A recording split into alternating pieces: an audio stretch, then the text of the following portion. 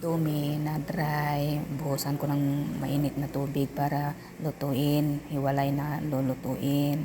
Ganyan ang gusto ni anak ng amo, lutuin, ihiwalay. Ayan.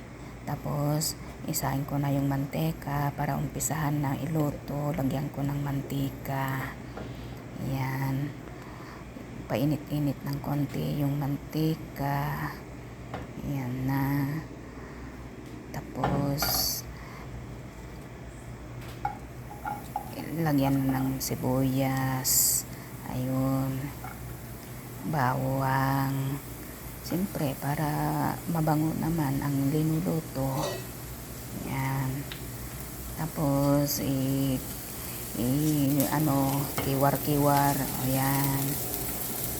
Mayat-maya, kiwar lang. Hanggat maluluto yung bawang sa sibuyas. Ganyan yan, idol. Tapos takpan ng konti para maluto ng maayos yung bawang sa sibuyas. Binuksan na si Inday. Ayan, binuksan ko na. Ayan, kiwar na naman. Lagay ko na yung yung taban na green saka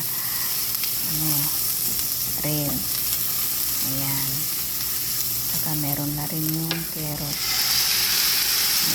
Linagyan ko ng sabaw para hindi matuyo. Ayan.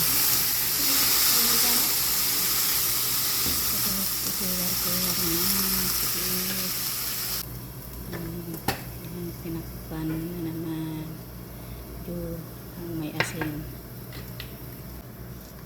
Linagyan ko ng asin ko ng konti. Ayan. Baka hindi ko makontrol maalat.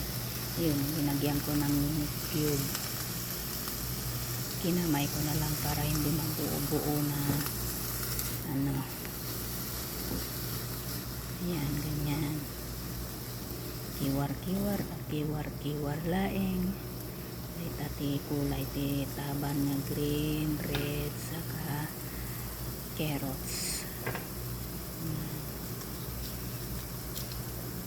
Habang